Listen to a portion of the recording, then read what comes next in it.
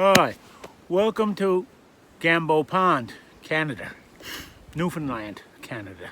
It's Edward Finn and my bride of 29 years, Regina Becker here, up here for the Valentine's weekend. We're at our little log cabin, 18 miles up in the woods, and we're enjoying every minute, splitting wood and all those outdoor things. Don't forget to watch Outdoors with the Morgans. Don't forget to press like and subscribe, or something like that. Bye.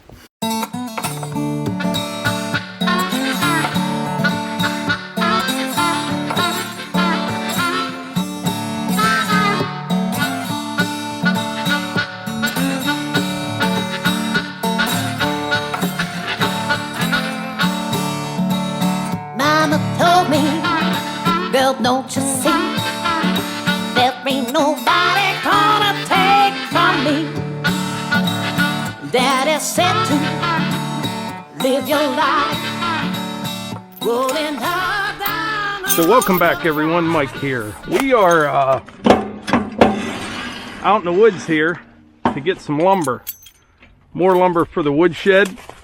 It's kind of like going to Lowe's to get your lumber, but it's less traffic and a little more work.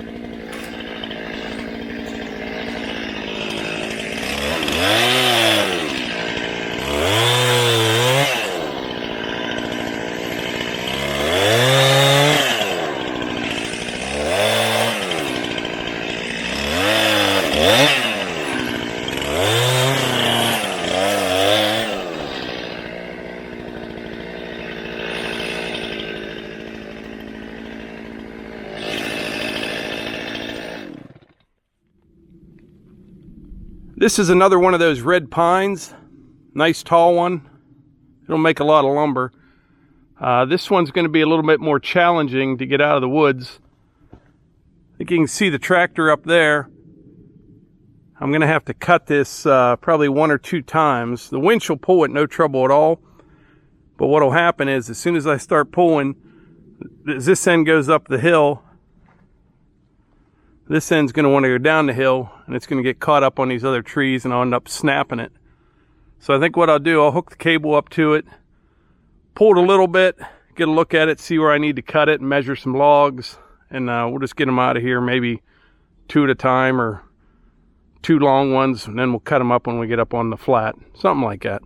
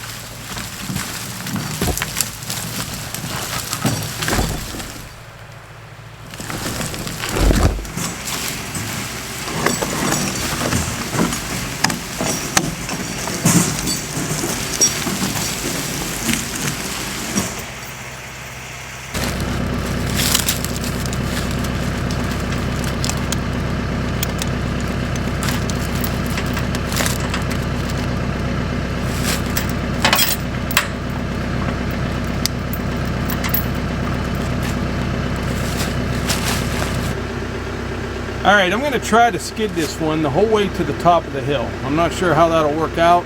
I may have to stop part way, you know, set it down, pull ahead, then winch it back up to the tractor. Very steep hill up there. I got about, I don't know, 200, 250 yards to get up on the flat part up top. But the ground is frozen. A little slick though on these leaves. We'll see.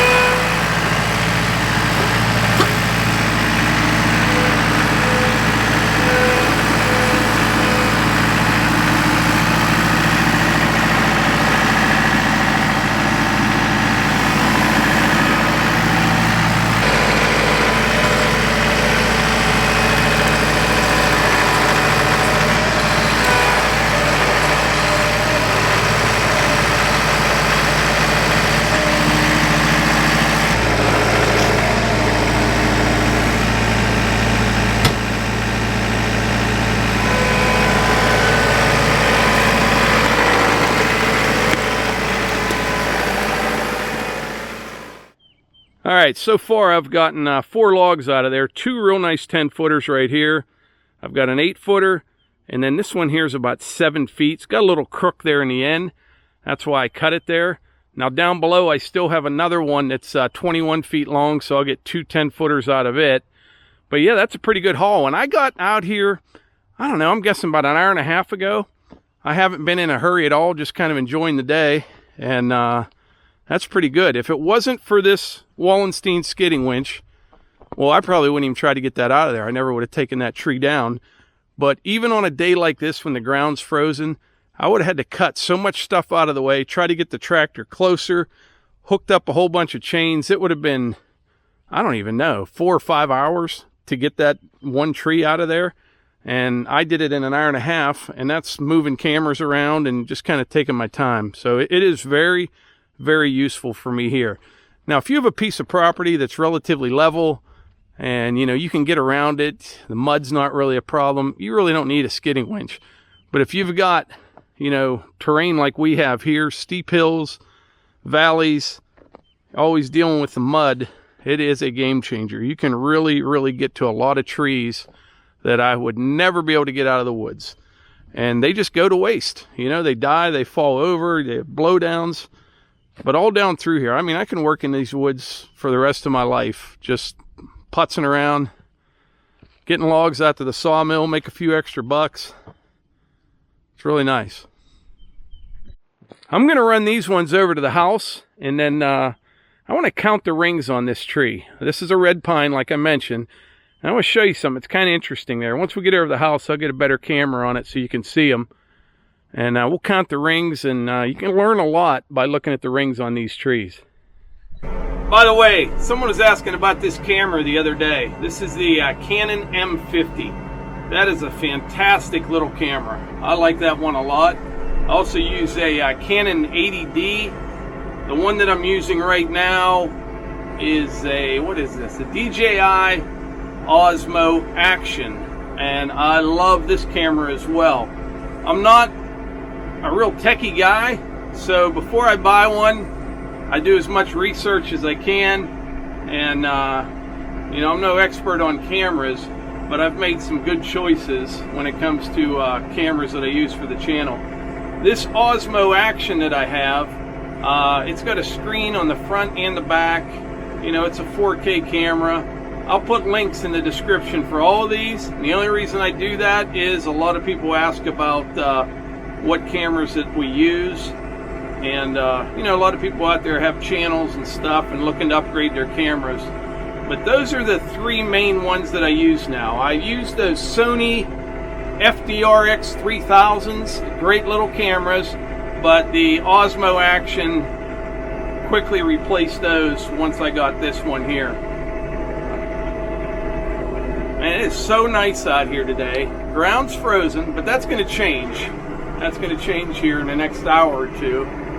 But tomorrow morning, I'll probably run down there and get a few more logs out when it's frozen again. And yeah, you just have to play the weather. Play the temperature, the rain, the snow. And but if you do it right, you can get a lot done. This little section of trail here by the house, this is the most trickiest spot. It's steep, it's got a little bit of side hill to it, and down here at the bottom, I ran into I got myself in a little bit of a pickle there the other day. I'll show you once I get down there. What would be nice is to kind of take this trail straight out through here instead of going down in this dip. But my septic system is up there in the corner of the yard, which is what prevented me from doing that. I've got some ideas though, but this is the worst part. I can get pretty much anywhere, you know, within reason on the property now. But this part right here is kind of tricky. If it's wet and muddy, you better be holding on and be careful. But right down here, can you see that maple tree? There's a little stump there and a little 12-inch maple. I had left that tree there for the longest time, and every time I carry logs out of the woods, I kind of had to finagle around them here. It got really narrow.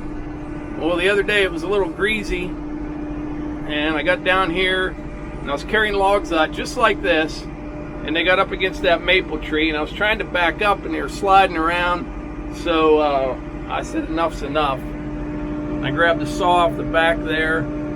Had a little bit of back lean to it, but I used some wedges. I was a little nervous because the tractor was right about where it's sitting right now, just back about 5 feet, and I dropped it right there, so I need to clean that up sometime. More firewood. All right, I'm back over here at the house now. Melissa's going to help me count these growth rings because she's got a little bit better eyes than I do. I want to show you something here. I'll zoom in on this. So Here's the center. Yeah, there's the beginning of that tree's life right there. Yeah. Now those growth rings at the very beginning, they're like a ½ inch apart, 3/8 of an inch maybe. 3, 4, 5. That's 5. Do you have that Sharpie? Yeah. Mark 5 on there. Or just make a line where that 5 is. Piper's kind of in the way. Okay, that's 5. So 5 years old. It was. Yeah, it's that big around. Growing really, really fast. Now start counting. Now, 6, 7, 8, 9, 10. Yeah, mark that. Yeah. So that's 10 years old. Typical 10-year-old. Now, after 10 years, what happens is you count, and I'll keep talking. 11. Oh boy. You can see where that tree starts to get crowded from all the other ones around it. You know, when it started off, 15. it had plenty of room, getting plenty of sunlight. And man, right after that 10-year mark, they get tight. Is that 10 more rings, Melissa, or 5? 5. So that's 5 more rings. And then 6, 7, 8, 9, 10. I mean 5. So this is 5, 10. This is 20. Oh yeah, 5, 10, 15, 20 years. Let's write a 20 by that. Okay. All right, so I don't know if you can see those rings or not, but Melissa marked everything. 5 years old, that tree was that big. 10 years, that big. I mean, it grew quite a bit the first 10 years. Slowed way down, 5 more years, that's 15 years old, 20. Now what's interesting is you get 30 to 40, it kind of picked up the pace a little bit, and I think what happened there was this was one of the better trees. All the other ones were dying off around it, giving it a little bit more sunlight. If you guys have any ideas, let me know in the comments, but I think that's what happened. And then out here at the very end, you know, there's a bunch of oaks down there. There's some other real big red pine, a lot of competition. But I mean, these rings out here, this thing has been growing maybe a 32nd of an inch each year, compared to at the beginning about 3/8 of an inch. That's just one side, you know what I mean? So this thing was increasing 3/4 of an inch bigger in diameter each year. But out here towards the end, I mean, it is barely growing at all. Like I said, probably a 32nd of an inch between each ring. But that's pretty interesting, that really is. They're all dying down there. They just kind of have a life expectancy, and you get those big oaks down there and they all fight for sunlight. But that's what I guessed before, about 60, 65 years, I think, because I think they planted these in the 50s, and that would have been like 1955, 65 years ago. So that's when these trees were planted. So yeah, that's pretty neat. 65 years old, and I just think it's fascinating how fast they grow early on and then slow down. Then it sped up a little bit, and then, man, the last 15 years, look, the last 15 years is about 1.5 inches of growth. You know what I mean? Yeah. In 15 years is all that grew. Really, Yeah. really tight there towards the end. That's pretty cool. It is. 5 to, yeah. That beginning part's pretty important. Yeah. Get a strong trunk to, get a good start in life. yeah, and the roots get a little deeper and thicker, and Yeah. yeah. It's amazing, just the whole cycle of life out there. You know, things grow and die and fall over, something replaces it. It's always changing. When I was a kid, not even, in my 20s, that area down there, you could hardly walk through that area. It was so tight, and over the years, Really? it just keeps getting thinner and thinner because the bigger trees went out. Yeah. There's actually less trees now because the big ones, you know, they kill all the little ones. Not intentionally, it's just the way it works out. The strong survive. That's the way it should be. Well, Melissa's pretty hungry, and I promised her a lunch date, right? Yeah, we have yet to go out and celebrate our anniversary yet. Yeah, and that was like a week ago. I know. All right. Oh, wow. Well, if you want to wrap this video up, we'll go get some lunch. Yeah. Thanks for sending in the intros and the outros. And go ahead and check out our Facebook, our Instagram, Outdoors with the Morgans. And if you like these videos, click the like, subscribe, comment down below. We'd love to hear from you. And share them with your friends. We appreciate it.